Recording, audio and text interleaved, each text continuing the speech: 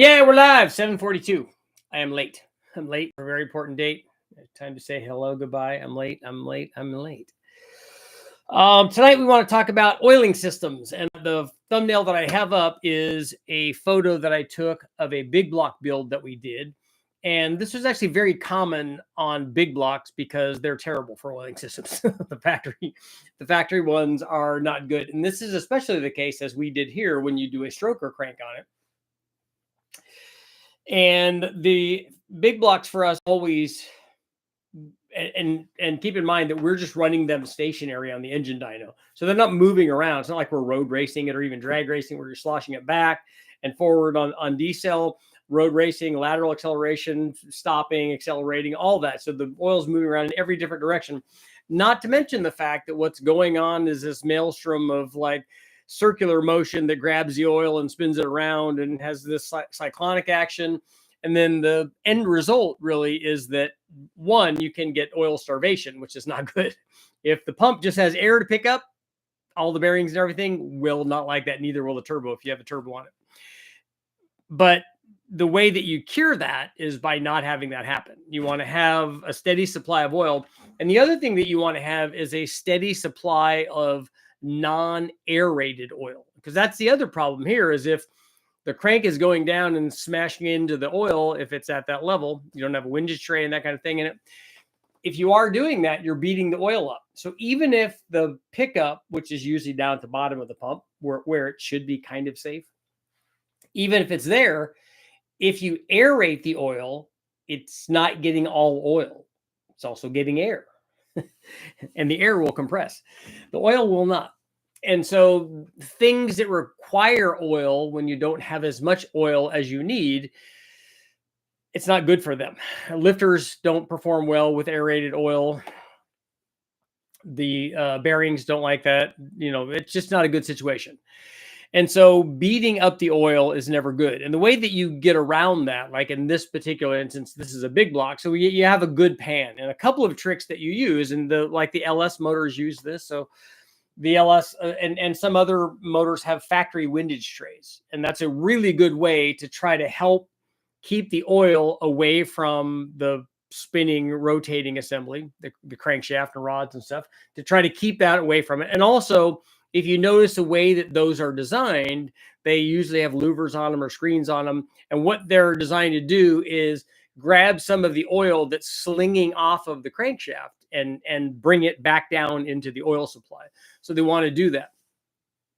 This one was a Mylodon pan, and you can see it has baffles, fore and aft baffles, that also serve to compartmentalize each different group of cylinders, you know, each group of 2 cylinders, and which is also can be a good idea. But they also have louvers on them. All that's built into the pan. And so you can either bolt the windage tray on, like a la LS stuff that has this factory one, and other performance motors have had factory windage trays too. So that's always a really good oiling system mod. Like on the small block Chevys and the big block Chevys, they also have another one that you can bolt on near the oil pump that stops oil slosh. Honestly, all of this stuff should be done.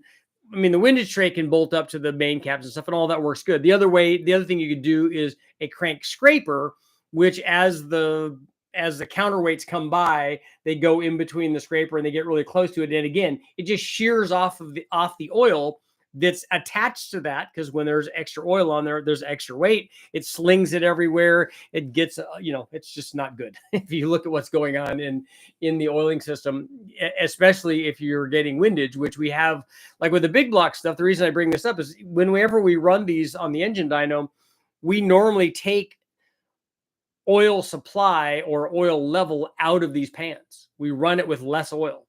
So you have to balance how much oil you have so that the thing doesn't run out of oil during the run, so it drains back enough, but also so that you're not aerating the oil through windage. So you have to balance that out. And the engine dyno is not that hard to do. You can see it in the curve. You can see it in the oil pressure curve, and also you can see it in power. When we get it right, we make more power, and the oil pressure curve is good. Like having just the right amount, and because if you have too much, the oil pressure curve goes away. More oil is not better. It's worse for windage and it's worse for power. So the right amount of oil and then having good non-aerated oil. And that's why this kind of pan, this Moroso pan, it's a little bit of work to get it to be right and to bolt on. And it has plugs that you put in it because you have to attach everything, but it's all worth it.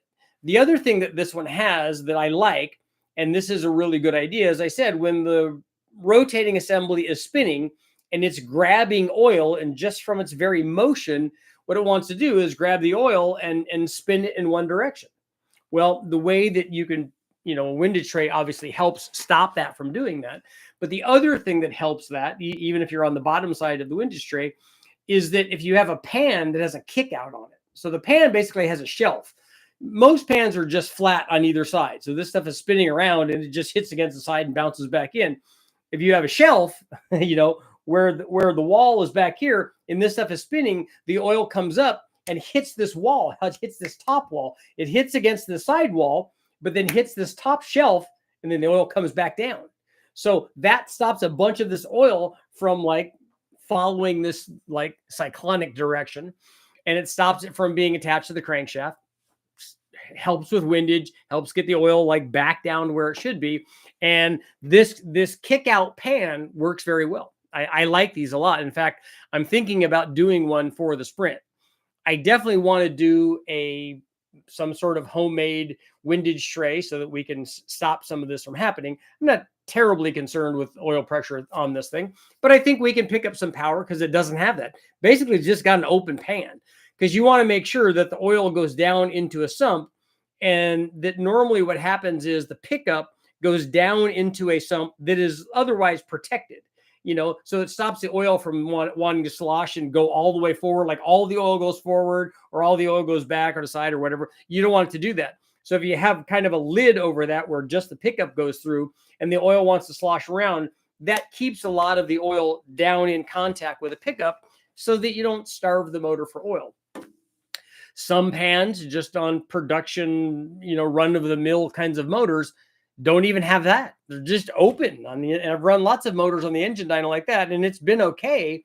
But it's much better if you have something, and then the cool road racy kind of pans will have that area down there, and then they'll have trap doors where they allow oil. The idea is that they allow oil in, but they don't allow it to slosh back out. So the oil can drain in and go in like it's supposed to, but not if you're doing cornering and stuff, go back out.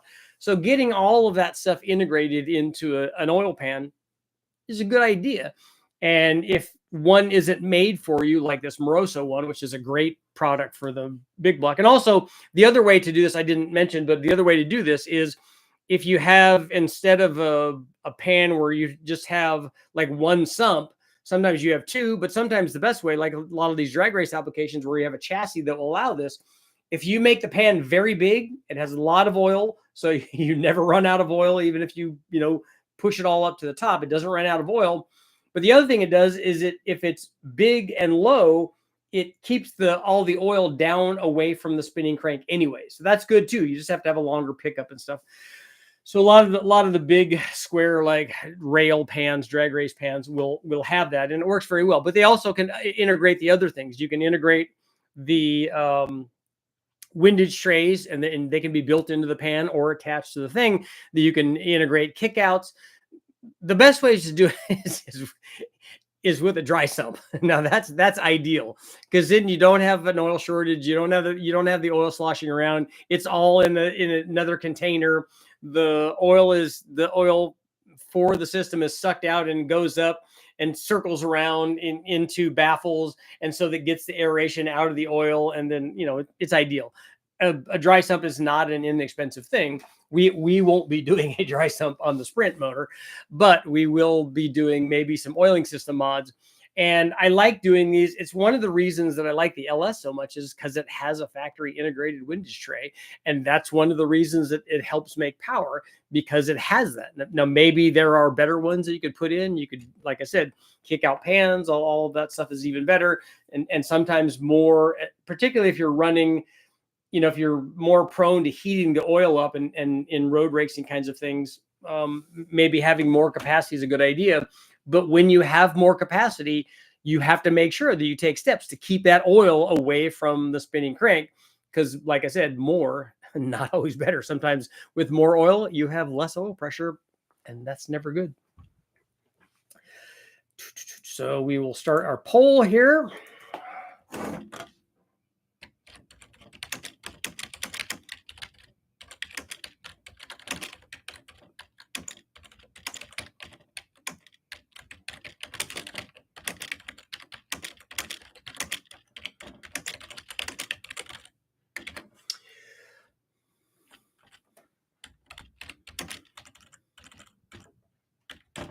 Okay, should I do a custom Super Richie oil pan? Oil pan? Pan. And windage tray mods on the 1 liter Sprint turbo motor.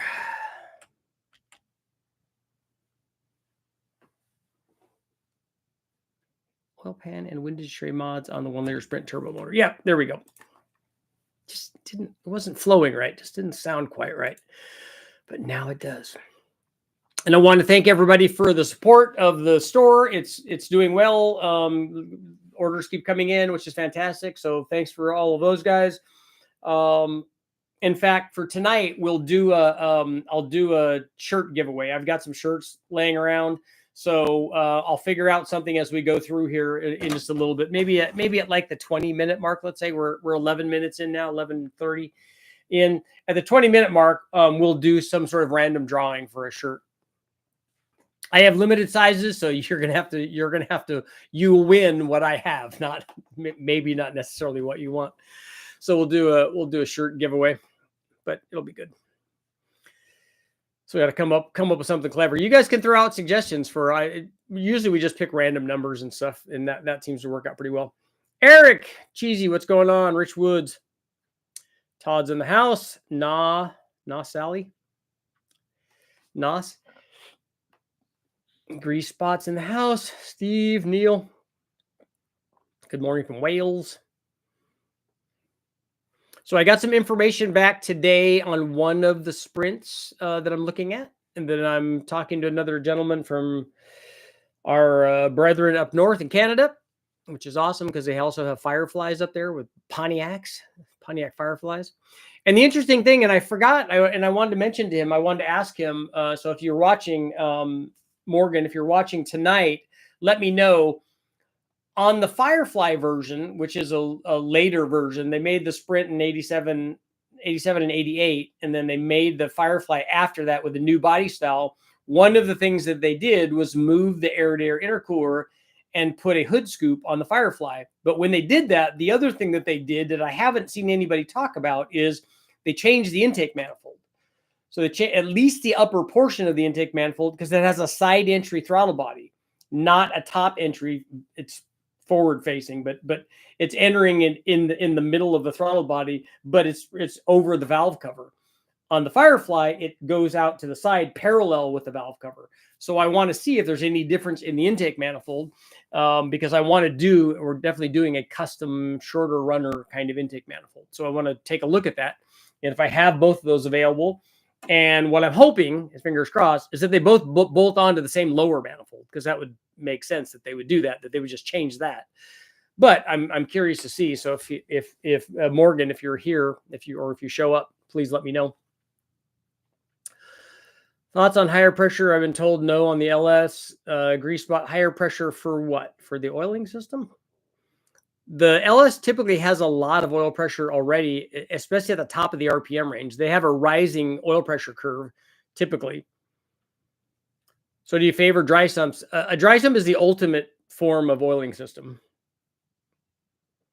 I have a 7-quart pan with a high volume. Okay. Doing a daily driver with a turbo. I think a high volume is a good idea. Doing a daily driver with a high pressure or high volume. Do you want to do that? If it's an NA one, I just put a stock pump in it. If it's a turbo, because you're using more of the oil, and we definitely see a drop in oil pressure when we put a turbo on.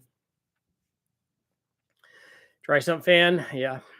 It's just the downside to a dry sump is it's just really expensive. And the other thing that I don't like for a dry sump for a daily driver, I think it's unnecessary for a daily driver, but also I don't like that it has an external belt on it. Not that we ever hurt, serpentine belts, I guess, but I'm running a self-ported OEM replacement summit pump plus a windage tray, pan baffle, crank scracer, billet barbell from Improved Racing on the LS1. Okay, the barbell is not going to do anything, but the other things are good. What's the deal with the windage tray? It works very well. And pan baffles, they work good. What determines how many stages you should have for a dry sump? Do you run a crank scraper with a dry sump? Yeah, usually the pan is designed to keep. You definitely want a crank scraper. Well, a scraper and or windage tray. You're definitely going to have that with a dry sump. That's why I love my Mopar small block in my van. The sump is at the back of the oil pan, so when I drag race, all the oil goes to the back of the pan, right into the pickup. Never loses oil pressure.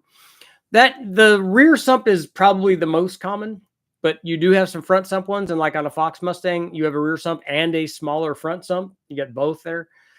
I know a lot of guys who have, when they're doing oil changes, they don't drain the front part of it. They just drain the back. How about new motors with 0-20 oil? What about them? They're doing that for fuel mileage, but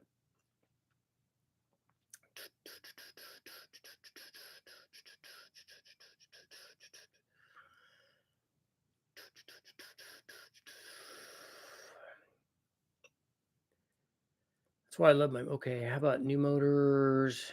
Got all the oil mods. Figure I'll do it while I was in there. $400 is good insurance. Want to hit a road racetrack this summer.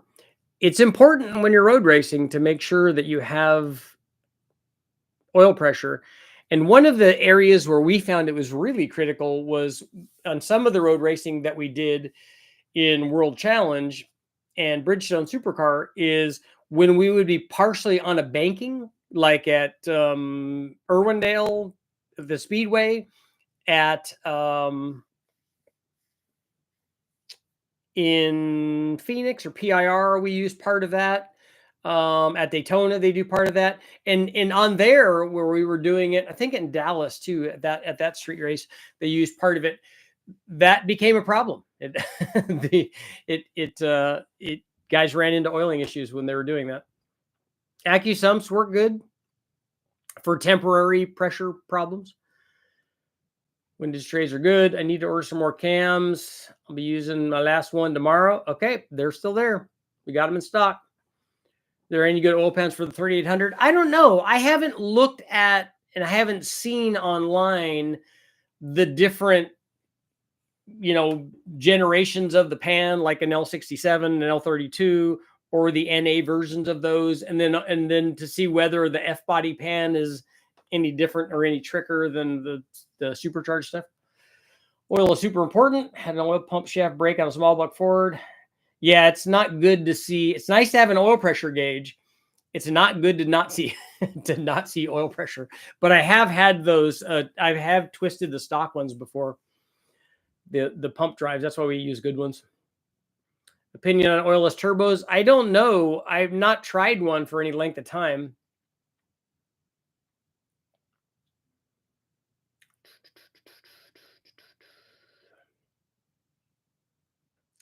Full answer only if you dyno it to see a difference on what? Let's see. Oh, to see if there is a difference. Oh, for the sprint motor. Yeah, we can test the oil pump mods.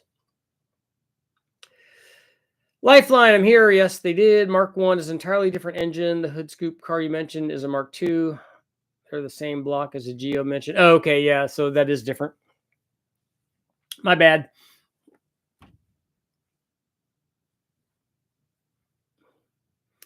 Moroso oil accumulator. I run one of my Turbo G13B Swift. Okay, cool. Have you checked Sloppy Central for a Sprint? If you do find one around here, you can store it at my house. All right. Belt-driven oil pump scares me. Richard, I have a 3800 V6 question. Go ahead, Thomas. Just ask, man. That's why you're here. It's Q&A time. Just throw them out there. Doesn't milling make a very stout, robust billet aluminum wet sump oil pump that has anti-aeration qualities and other benefits over the typical cast iron pump, about $500? We have used billet oil pumps for big block Chevys and small block Chevys, not for an LS. And I don't know about the anti-aeration stuff other than the way that the pickup is designed. The aeration's not coming from the pump. It's coming from what's happening in the motor. Should turbo have a separate oil supply, maybe electric pump? New small turbo motors have trouble. I don't think that that's an issue. We're looking into that only to make dyno testing easy. The sprint car makes me think Chili Bowl races. Yeah, no, it's not that kind of sprint car. We don't have nearly that much power. We don't have as much power as they make on one cylinder. Yeah, I don't know about the oilless turbos.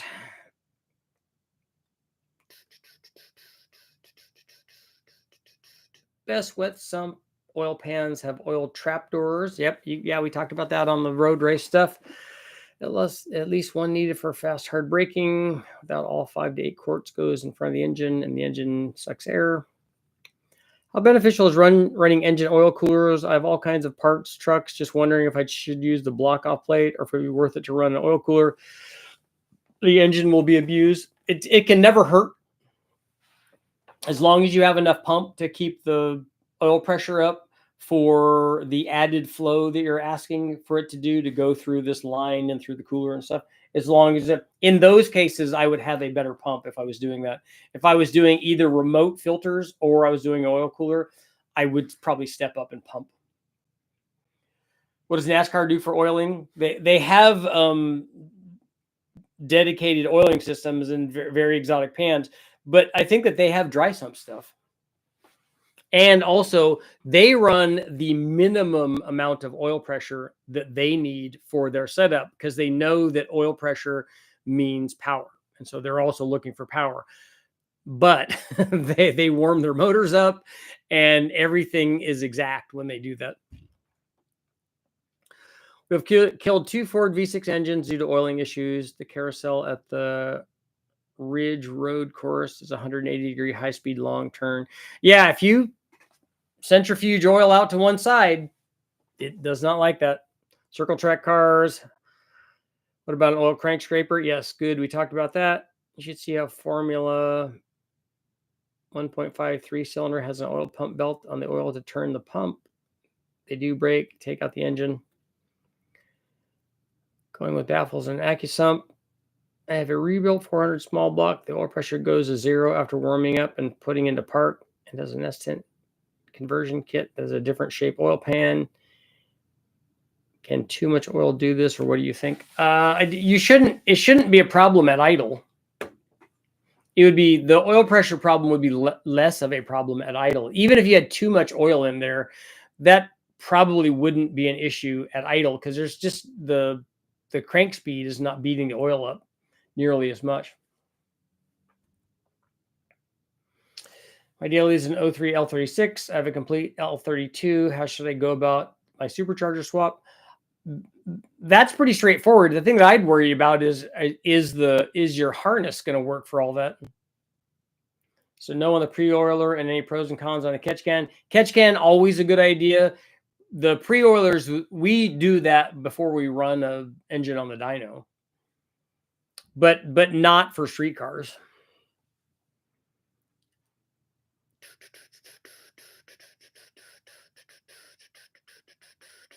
If you have a lack of room around the mains for air to move around between cylinders, a windage tray can actually hurt by restricting the air movement. And a windage tray, though, is not airtight for compartmentalizing stuff. They do compartmentalize, they do seal stuff off for dedicated dry sump systems where they have scavenge stages for each one of these subsections of the motor. But that's not what's happening in a typical setup. Yeah, Dan, NASCAR's got to be dry sump stuff. I hope everyone's having a good night. Dan, have you guys ever seen anybody pitch a belt for the dry sumps on those cup motors? Or get taken out by debris or anything? I deleted the factory oil cooler on my 97 454, picked up 10 more PSI. We do that too on all the ones that we get from the wrecking yard. We just plug them. And I didn't realize it until after I'd run a bunch of these that we're also supposed to do a the filter mod too, that I had never done that. A big kick out and crank scraper along with the windage tray. Yep. Found out the EcoBoost uses a rubber belt for the oil pump. My parents have a Ford 2017 Edge. What's your take on a submerged belt? If it's an OEM thing, they did their homework on it. They didn't just put it in there and hope for the best. It went through a lot of durability testing.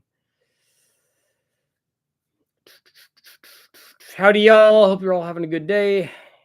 If you ain't, hit the like button anyway, even if you haven't yet. If you're having a good time, hit the like button. If you're not, hit the like button out of spite, whatever.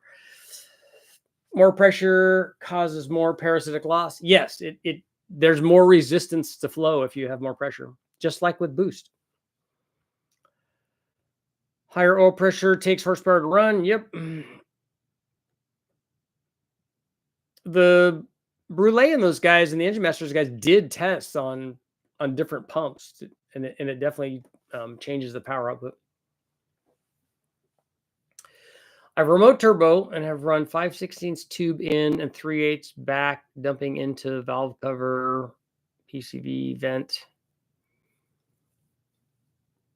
Do you have a pump bringing that back up to the valve cover?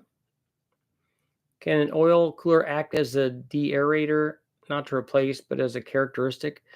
It might, depending on what the tubes look like inside there.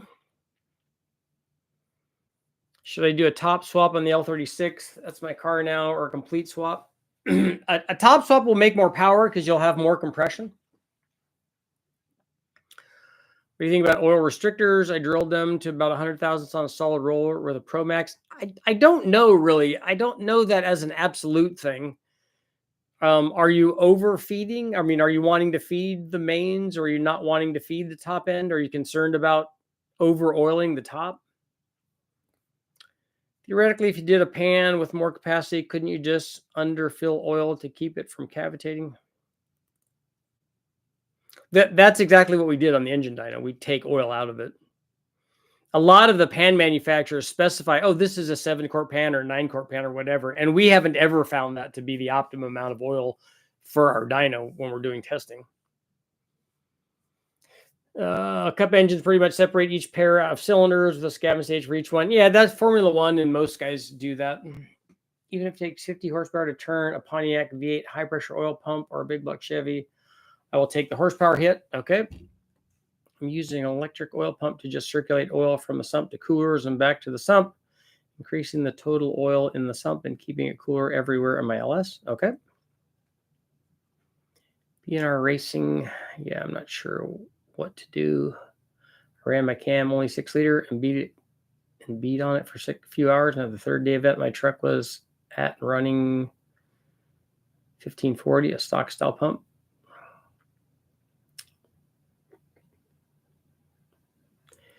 That's why LS engines have humps on the side of the block to allow air to move between cylinders around the main caps.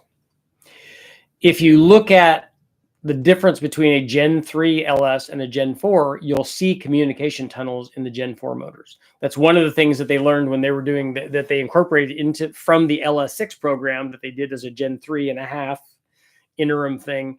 And then the Gen 4 motors got that because that was an issue. Can you elaborate on the filter mod? Yeah, if you look that up, they tell you what to do. It's a bypass problem, I think, on the Gen 6 deal.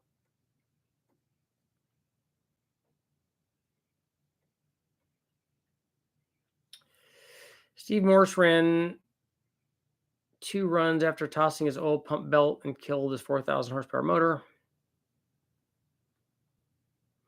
Sorry, maybe you've been asked before, but are you plugging out the oil filter bypass on a small block Chevy? I don't when we're running them on the dyno. The factory GMT, because we don't ever put it into a situation where the filter would ever be plugged or need to be bypassed. Factory GMT 400 Vortex small block and big block are not free-flowing oil coolers. Like to try a good aftermarket one. Yeah, I had one on my Vortex supercharged Mustang. We had an oil cooler on it, but then I was running it wide open throttle for 40 minutes or whatever. Person, I've never seen a belt come off unless in a crash. I'm sure they have though. And don't forget, we pre-lube Fresh engines with the drill on the dry sump. Yeah, that's it. That's what's done on the dyno too. When they have a dry sump, it's really easy. You just hook the drill up. It's got a whatever size socket for the bolt that's on there or the nut that's on there, and they just spin the dry sump, and it's just, hey, look, it's got all kinds of oil pressure. It's really easy. It's, you know, it's like spinning the drill that we use for a small block Chevy or a big block Chevy, or for the Ford stuff too.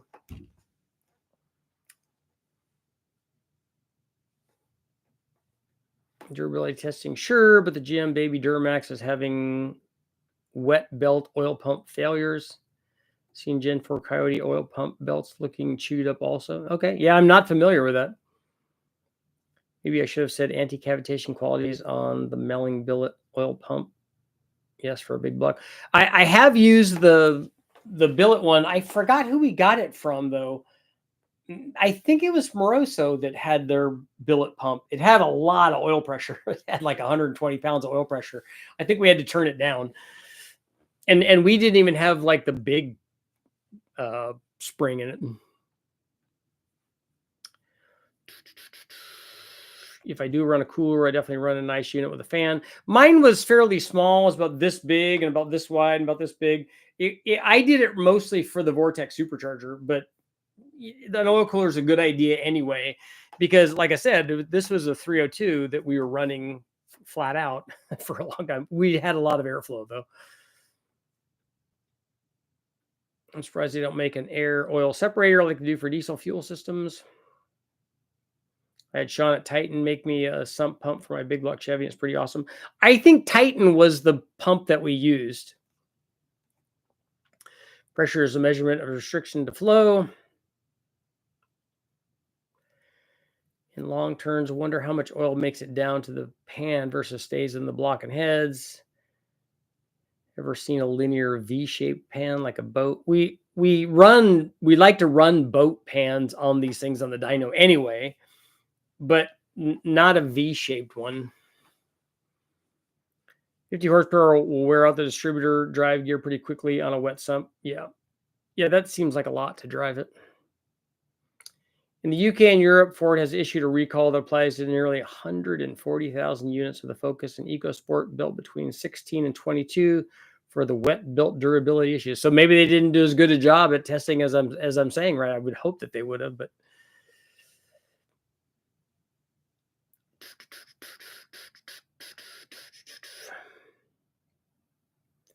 scrolling.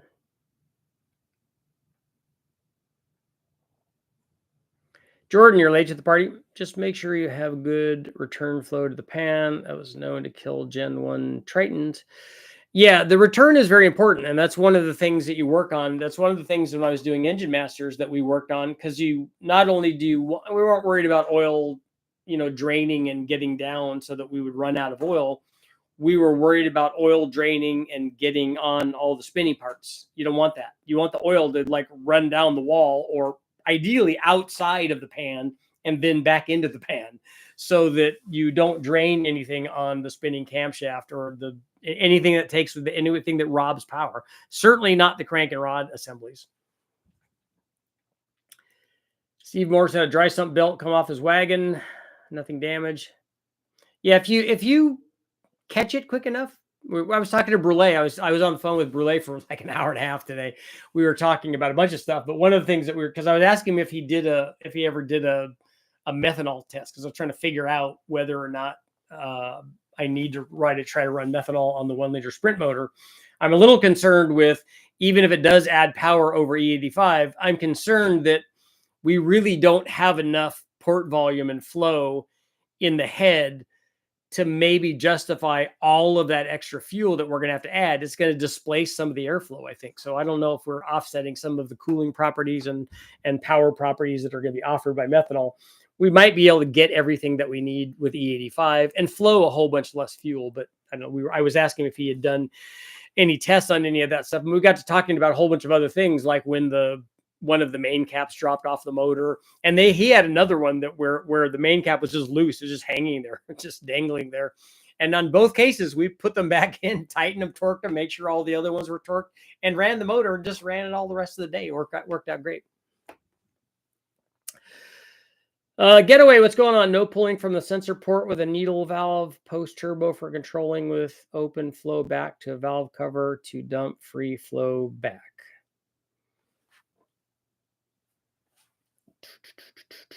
I have an 82 Toyota Celica 22R. Nice.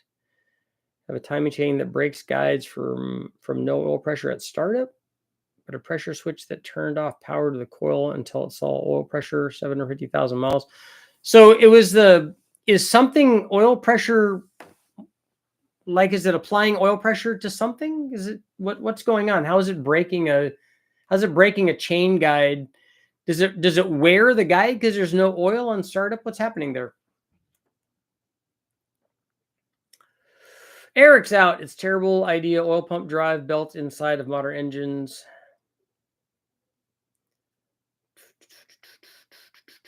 Made an oiler out of an old distributor for pre-oiling. Yeah, that's what we have. We have a tool, but that's all it is. It's just the drive from the distributor. Top fuelers run 158 psi of oil pressure, but they need it. OEM should just do external oil pumps. I have an oil-cooled motorcycle engine in a Firefly. Nice. When turning, oil pressure was fine, but oil slosh has been an issue. Cool. They're saying now classic LS is the last of the reliable GM engines. Who's they? Who's they that's saying that? The belt breaks because the oil is not changed at intervals and the oil turns acidic, then eats the soft cogs. So it's getting oil or fuel contaminated, right?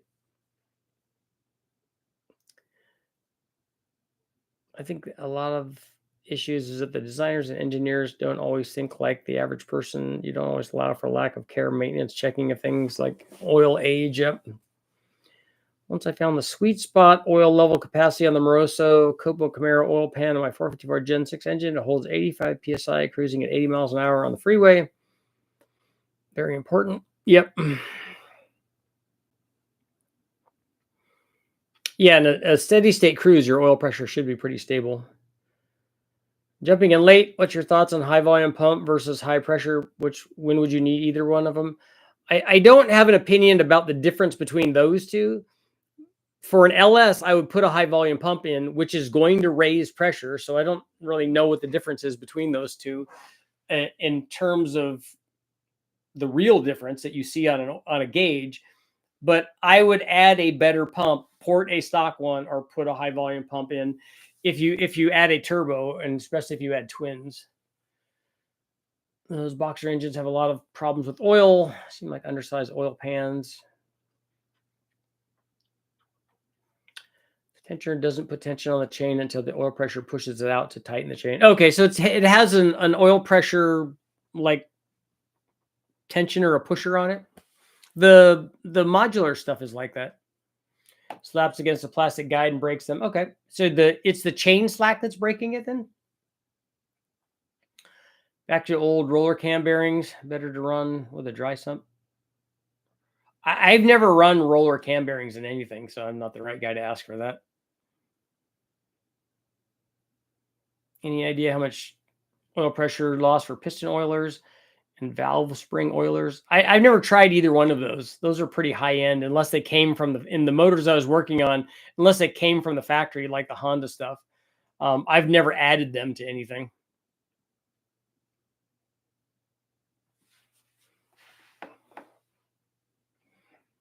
But I'm sure that it's going to be some, because if we lose some just from an oiling orifice for a single turbo, piston squirters definitely are going to lose pressure.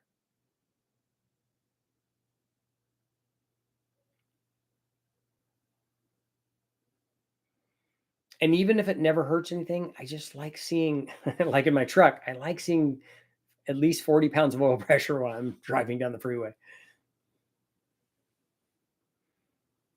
And actually at idle, I like seeing that. I don't know why.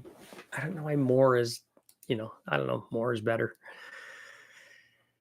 There.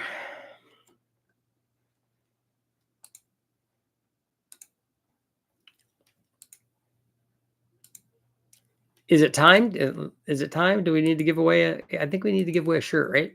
Yes, we do. We need to give away a shirt. It's been more than 20 minutes. Okay, so I'm gonna I'll write down a number. How many people we have? We have like 90 people here. So we'll pick a number between everybody pick a number between 1 and 100.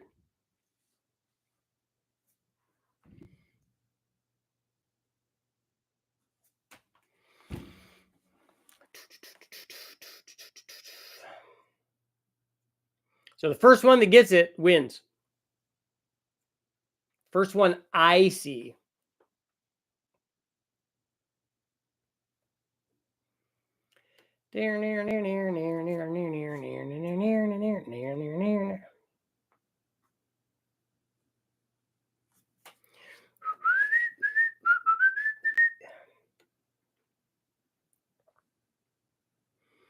Don't see anybody yet. There are two ways to run the piston oilers. One has the check valve that won't let oil flow. Yeah, so that it doesn't do startup. I think that the Honda stuff has valves in it.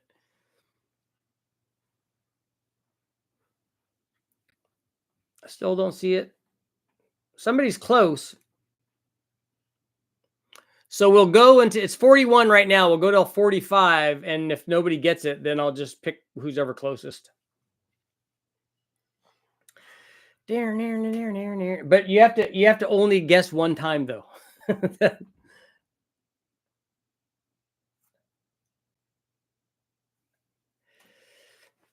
Neil, you're guessing like 80 times here. You can only guess once. So I'm only going to pick whoever's guessing more than once. You only get one guess. So I'm going to pick your first guess. Where are we at? Let me see.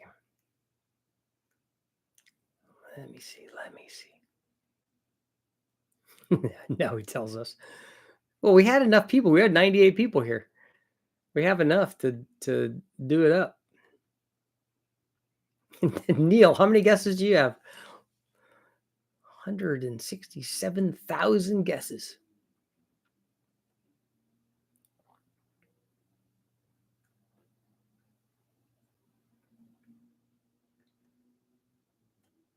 Scrolling. Keep them doggy scrolling.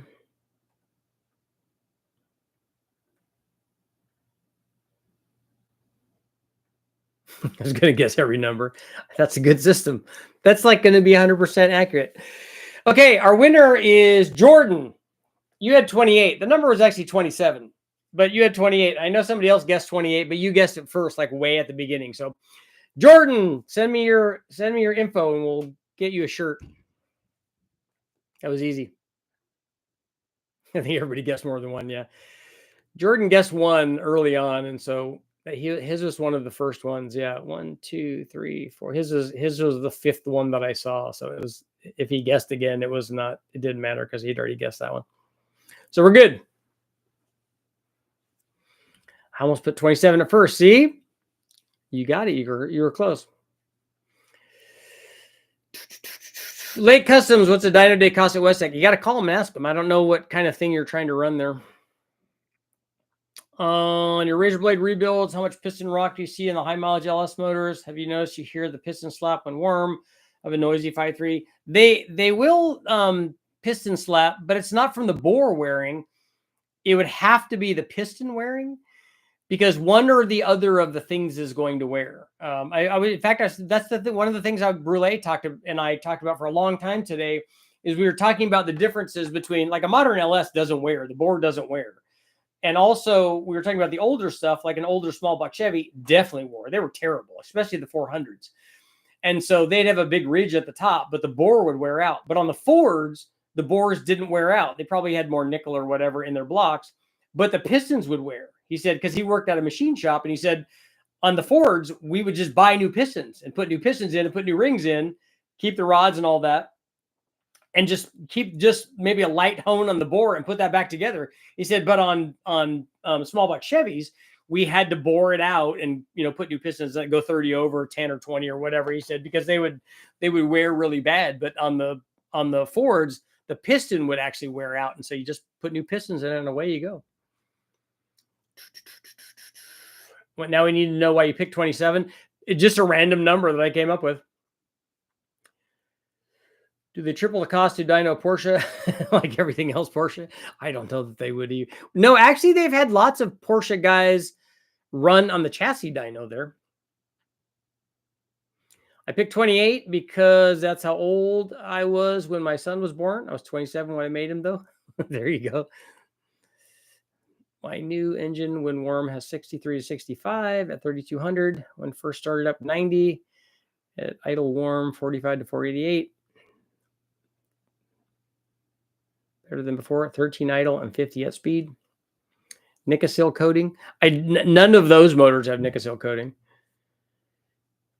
Can you do a clear oil pan? I would like to do that. That it is really cool. I was just going to do a clear side on one because you could glue that in, but not a whole pan. But you could do that. Josh got an update on the 52 panel truck.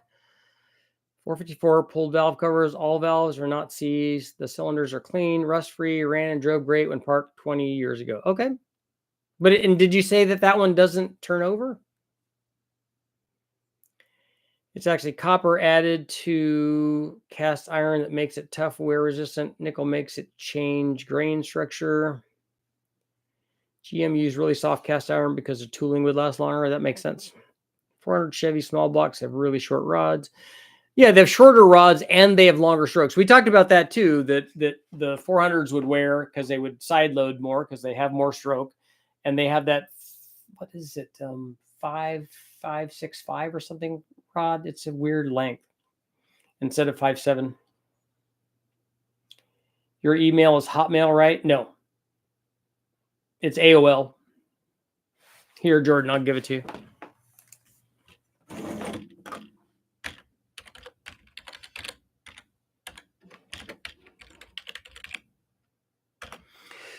There you go, 556, yep. Still C's, can't get to rotate. Maybe C's on the bell housing. Submitted to Turbo 400 in Nucci. Change piston, use longer rods, problem solved. Yeah, it's not going to solve the block problem, but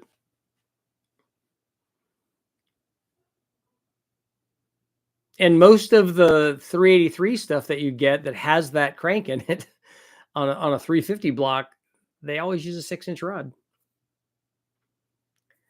I just pulled the 4.6 liter today. Got 3 LQ4s, 1 L96. People want me to rebuild their stuff with port work. There you go, man. You're dating sheriff. I don't know anyone that has AOL anymore. Yep. Pour some diesel fuel down the spark plugs. Yeah, we gave him a bunch of recommendations before about what to try to do, but none of that has worked. I think it's a mechanical issue, and I don't think it's locked up from rust or something. I think maybe there's something else happening.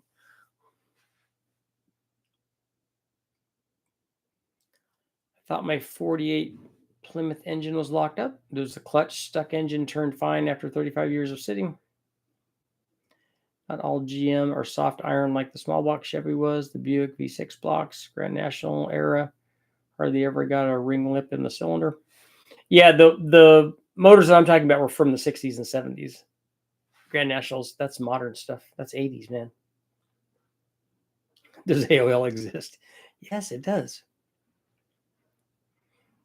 That's my burner email. Is the starter drive wedged into the flywheel? Yeah, all those things to check. Any recommendations on big block Chevy intakes? I have peanut port heads. Will it matter if I put a rectangular or oval port intake on it? It won't matter. But they do make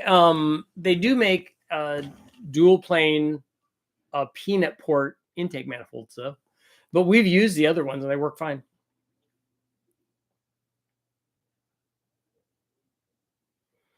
Street motors should be using low pressure pumps for longevity, while tow truck motors should be using medium pressure pumps with extra capacity pans with baffles. Remember CompuServe with groups like Yahoo.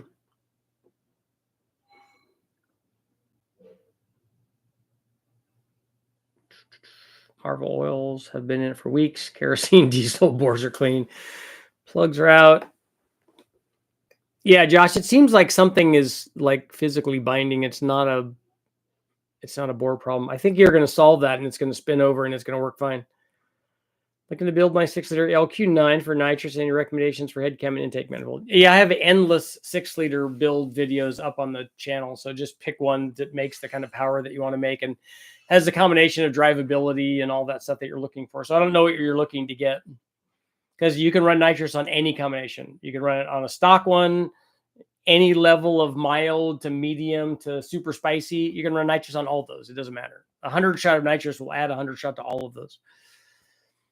Super stock guys go through the lights at 8,300 with 30 PSI.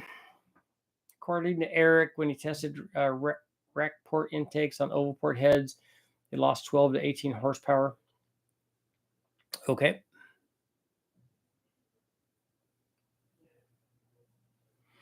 They lost it compared to what?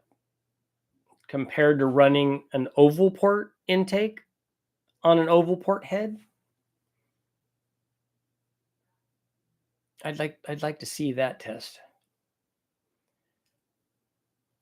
18 horsepower seems like a lot, unless there was a big difference between the intake manifolds. Just from the port mismatch, I don't think that that's going to happen. I'm going to pull it out and find a bolt wedge in the bell housing against the flex plate. Yeah.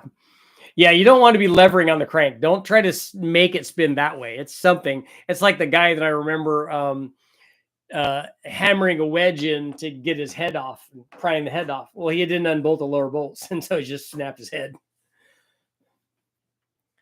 We locked up engine once. Whoever assembled it forgot a washer or spacer behind the crank pulley. Yeah. I have screwed in one time one of the bolts on the cam retaining plate on an LS was too long, and it would hit the crank throw. So that's why they use the short ones. I was told that super stock guys must kill the engine ignition before hitting the brake so engine lives won't die a bad death.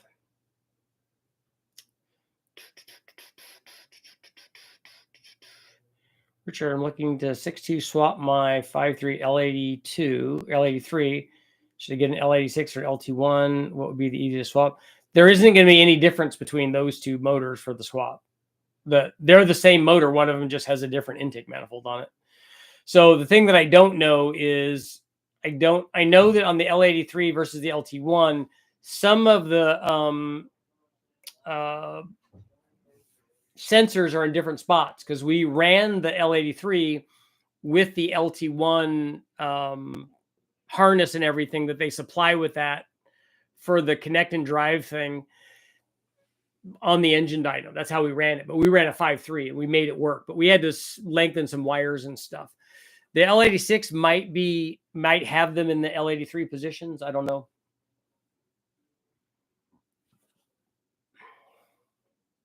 I'll email you over some pics.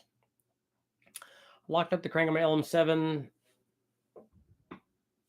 last year when I put one of the main caps in backwards. Yeah, that's not good. LS heads are good, but the cathedral ports don't flow as well as the rec ports. What about the fuel pump rod? I don't know if that's I thought that we were talking about the big block on that. What about the fuel pump rod? Might have a long bolt in the front of the engine. I emailed you a video of the piston rock on my Noisy 5.3. Okay. Mine's noisy in the morning when it starts up. Built a 353 Detroit for a crane once. I was locked up. When done, went back and checked bearings, and they gave me oversized bearings in a standard package. Okay. I did place an order for your billet vacuum manifold. The billet boost block, the 3B, the B cubed. You can bundle them together. It's already paid for shipping.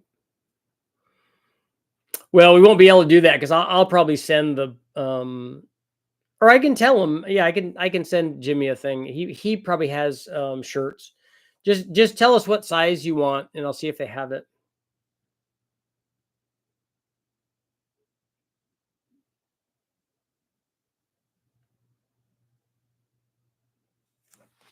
I remember reading Freiburger Turk had an oil drain back issue, and a small block Chevy running Bonneville. Do LS engines have a better drain back? Better than not better than a small block necessarily. Lake Speed blames the horrific cylinder bore wear on old engines due to tractor piston rings used, the 564s. Did they also have a lot of tension on them? But the question is, if that's the case, why did it do it on Chevys and not on Fords? So there is definitely a difference between the metallurgy of the blocks. And Neil, you're noisy in the morning too. Have you done a video of an M90 blower on an LQ4? I have not. Only on the 4.8 and 5.3.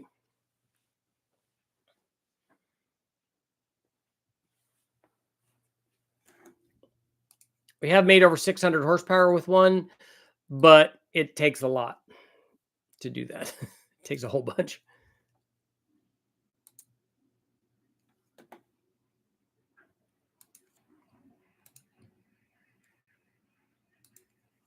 Oh, and Jordan, yeah, I see where you are. You're close.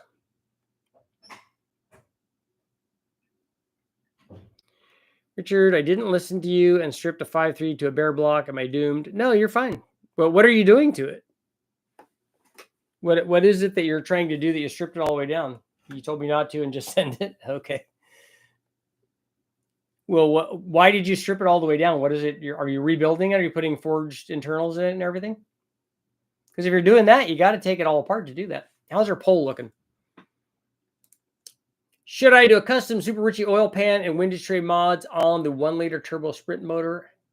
87%. Who are the 13 that are saying no? Just run it. It's fine. Just to rebuild, new bearings, all OEM parts. Didn't know the mileage. Uh-oh, he let all the magic out. Anytime you're stressing a motor like that, you need to make sure oil gets back to the pickup. Yep. Could piston rings change radial tension? Ford growing up in the early 20s, I was told Ford V8s built to higher standards, only big blocks in the same class. Subjective chatter, of course. Yeah, I don't know that any of that's true. I would guess based on the OEMs trying to do things for, profit primarily. But I mean, there's engineering design too. I would think that they would have used very similar tension rings. I don't know that that's true, but it would seem logical. Are you going to want all the horsepowers? Yeah, I would like to. What I'd like to do is on the sprint motor, I'd like to make 200 horsepower at the tire at 20 pounds of boost. That's my goal. I don't know if that's possible, but it takes a fairly high level of NA power to do that. But I would like to do that. The fuel will help us because I hadn't ever run E85 in it, hadn't run methanol on it. A much better turbo will help the situation. I was told Oldsmobile V8s was the only good high standard GM. Yeah, I don't know if some of the higher end things, like Cadillac got the better carburetor. They spent more money on those, so those were premium brands. So I would think that they would have got better stuff. Maybe Oldsmobile too. Every single horsepower you can squeeze out. The nice thing with a turbo motor is that we have more boost available. What's your thought on the quality of engine oils? I think you should have good synthetic oil for your race motor. For street cars and for the stuff that we run in the engine dyno, I get whatever's on sale. Really wish I'd sent it for the swap, but my OCD, not knowing the mileage, maybe strip it to the bare block. And I want to just get the swap done, 5.3, and do an Impala. What did the motor spin? I mean, I think what's a good idea for people to do is just do a stand start, because the way that the LS engine is, you can hook a starter up to it, and And if you have all the harness, I think you could make it just run on a stand.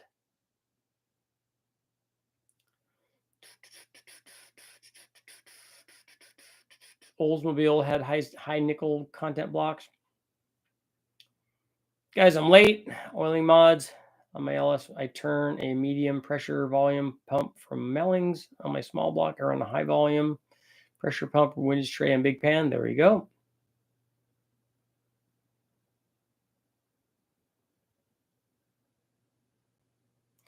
The Vortec 350 Chevy V8 was the first to get modern metric diametric piston ring, same time as an LS. Amsoil has a nice package, as is Valvoline. Don't get me started on Oldsmobile Gen 2 rocket oiling mods, or Buick or Cleveland, or I know in the second generation Prius, the 1.5 had low tension rings in it. On the Metro XFI, they had a 2-ring piston to try to reduce, to try to improve fuel mileage, basically. Does a stock LS windage tray act as a crank scraper? No. I mean, it gets some of the oil out because of the louvers it has. It's not technically a crank scraper, though. It's not the same thing.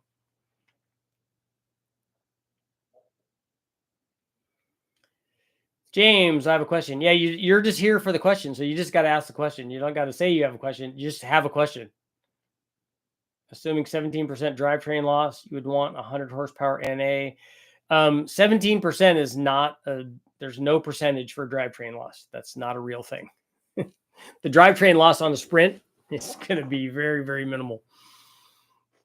100 horsepower per liter is doable, but better be prepared to rev and make higher RPM. Well, 100 horsepower per liter is only going to give me 100 horsepower.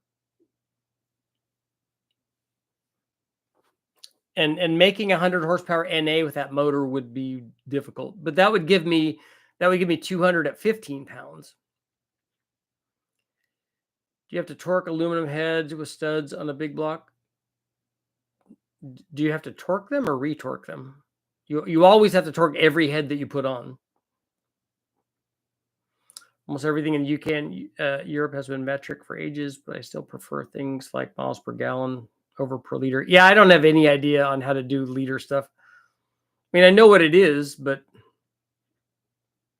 what's next as far as content? We see you swap a turbo build into a chassis. Yeah, we have a 5.3 going into a Fox, into my Fox Mustang. Have a great night. Sent 2 emails. Yeah, I saw them. Forgot shirt size. Sent you a video of the BSA. That's cool.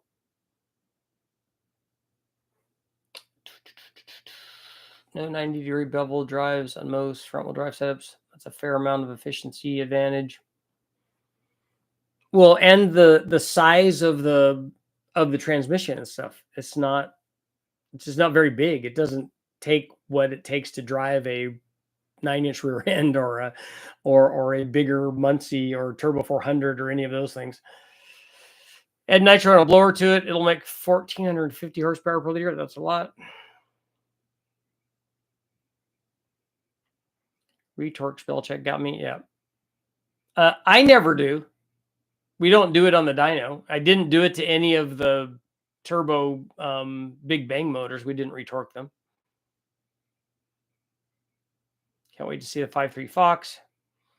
Are you lightening the flywheel in the Sprint? That's a good point. We probably should. I think that will help. This is not really a response rate thing, but I don't know. I just feel like it would be better. How much horsepower are you shooting for in the Fox? We're not. We're just going to use it to test stuff. The motor is probably going to be, 450, 460 NA. And then, because it'll have a low buck truck cam shaft in it, Trailblazer SS. It'll have a set of aluminum heads on it, probably AFRs, probably AFR enforcers in it. So it's going to be somewhere around there. And then we're going to run our turbos on it, maybe twins. My PSI 8.8 Suburban drinks a lot. Yeah, I bet. It drinks liters and gallons and all of those. Can an LS bolt to a turbo 400? Yes. How about our Lakester headers? I don't know which ones you're talking about, though. Can't find any dyno numbers. I don't know what Lakester headers you're talking about.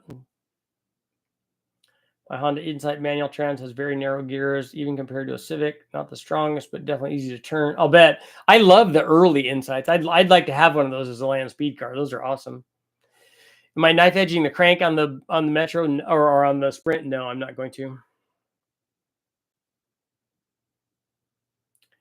Think of leader as a quart and round it off. Yeah, I know. No dyno comparisons for Lakester headers. I don't know what you have to send me a picture of what kind of Lakester header you're talking about. I have some Zoomy headers that I'm going to run. I need to get down there and do it.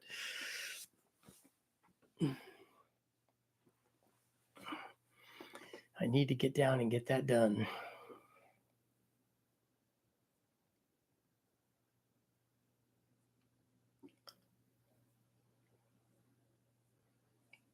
Eight miles per gallon is good for a muscle car. Yeah, muscle cars should be able to get better than that. No, not Zoomies for the Sprint. We have Zoomies for LS.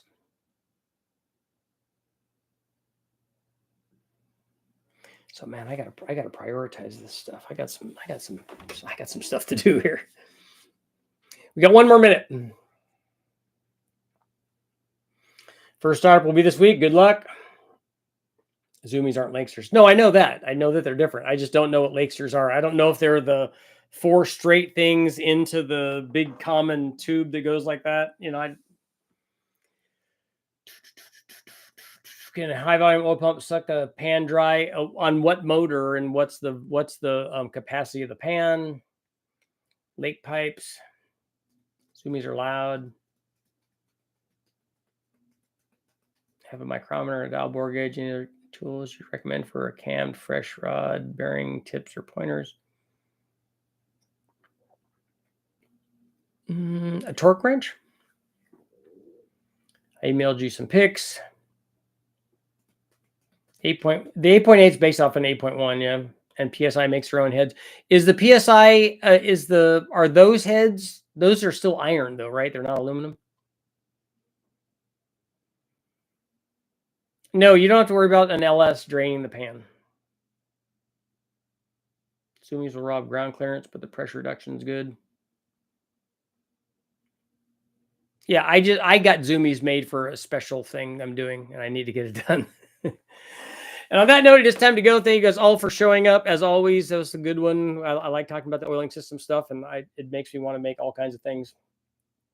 And the nice thing is it's not going to be hard. It's only 3 cylinders, so it's not really that much welding and stuff. It'll just be good. I will see you guys all tomorrow.